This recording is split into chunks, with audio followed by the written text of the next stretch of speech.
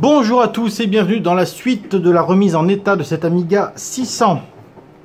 Alors, donc j'ai nettoyé intégralement la carte, changé les condensateurs. Alors, je pense que certains avaient déjà été remplacés. On voit aussi que le RF modulator avait été supprimé.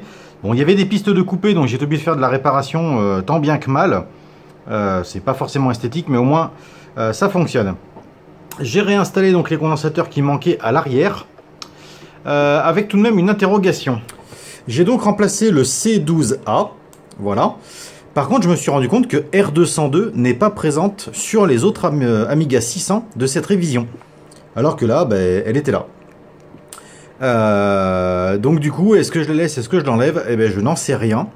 Je suis allé voir, d'ailleurs on va les regarder en même temps. On va regarder sur Amiga PCB Explorer. Donc nous voici sur Amiga Ressources. Donc on peut voir que sur la révision 1.5, R202 n'est pas présente. Voilà, donc moi sur ma version 1.5, j'ai une résistance. Je ne sais pas trop ce que ça change, mais vu qu'elle y est, eh ben, je ne vais pas l'enlever. J'ai essayé de l'enlever, voir ce que ça faisait. Si ça changeait quelque chose, ça ne change rien. En tout cas, pas en apparence. Sur Amiga PCB Explorer, on peut voir que R202, donc ici, doit avoir une fonction, puisqu'elle est même reliée au condensateur C408. Elle est reliée aussi à des résistances qui sont ici. Enfin bref, elle a un chemin visiblement assez utile. Hein. Je ne saurais pas dire quoi. Mais en tout cas, sur le mien, elle y est, alors que normalement, elle n'y est pas. Cela dit, eh ben, je n'en sais pas plus. Donc, revenons à nos moutons. Donc, j'ai tout refait. Comme l'a suggéré Monsieur Maillard dans les commentaires, pour lui, c'était un peu étrange que le condensateur C12A est grillé et non pas C32. J'ai donc dessoudé C32 pour le tester et il est fonctionnel. Donc j'ai remis tout comme à l'origine, sauf cette fameuse résistance qui est à l'arrière. Et donc on va voir maintenant ce que ça donne. Allez, c'est parti.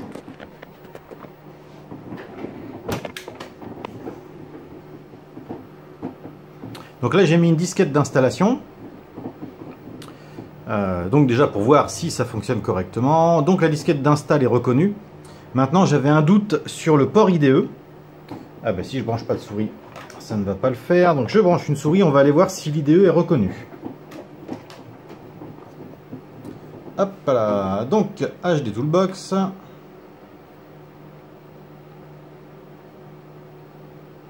Là on voit que l'IDE est reconnu. Ça c'est plutôt cool. Maintenant ce qu'il faut savoir c'est si le son est corrigé. Je vais donc remettre la disquette de Tiny Bobble. Allez, c'est parti, on charge la disquette. Je coupe le temps que ça charge, on va gagner un petit peu de temps. Ah, on va monter le son. Hop.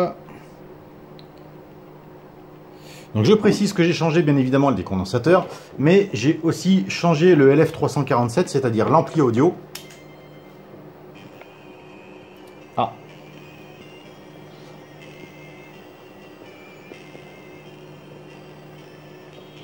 Et le son est complètement pourri.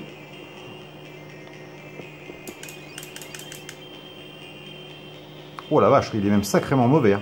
Ouh, aïe, aïe. Alors j'avais déjà eu ça avec un problème de masse à côté d'un condensateur. Hein. Je vous ramène à toutes les vidéos que j'ai fait sur le son de l'Amiga 600.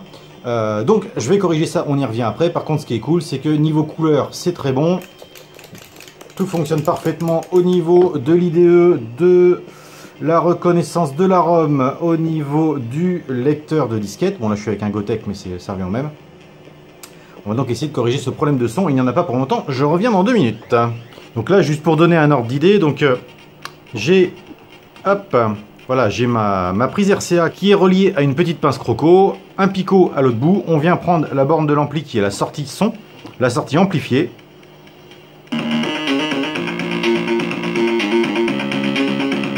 Voilà, c'est un problème qui est très courant sur les Amiga 600, c'est-à-dire que le circuit est coupé entre l'ampli et la prise RCA. Donc maintenant, il faut arriver à trouver où cette piste est coupée. C'est simple, on va y aller au multimètre et au testeur de continuité et on va réparer ça rapidement. Bon, plus on avance, plus j'ai l'impression que cette carte a été cannibalisée parce qu'en fait, je viens de me rendre compte qu'il manque la résistance R348 ici. Alors, elle n'a pas vraiment de lien avec le son, d'après ce que je vois. Nous, on serait plus embêté par C332. Que je vais remplacer, ainsi que Je crois que c'est R337 qui est là.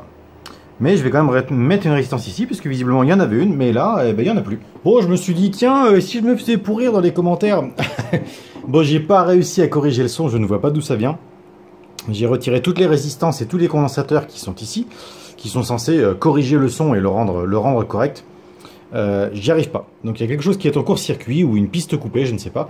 Du coup, je l'ai branché en direct, hein. J'ai relié 2 fils. Alors là, c'est à la crado, ne me jugez pas.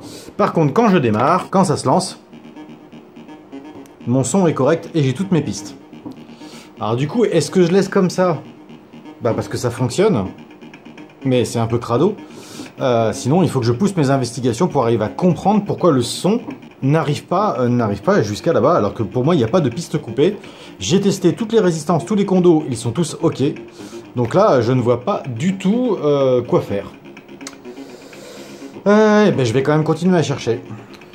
Bon, je sens que je vais me faire assassiner par les puristes, mais tant pis.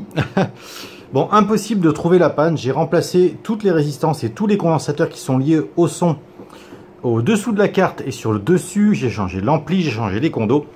Et le son est constamment nasillard et très faible. Impossible d'aller au-dessus. Donc, j'ai récupéré le signal à partir de C321 et C331. Donc, le signal à ces deux bornes-là de ces condensateurs, le son est fort et clair. Donc je l'ai repiqué et envoyé directement au RCA. Ce qui fait que maintenant, quand je démarre, pour avoir du son, je peux réduire mon son à plus de la moitié. Voilà, hein, mon son, voilà, je suis à peu près à la moitié, ce que je ferais avec n'importe quel autre Amiga. Et si je monte, j'ai un son qui est propre et clair.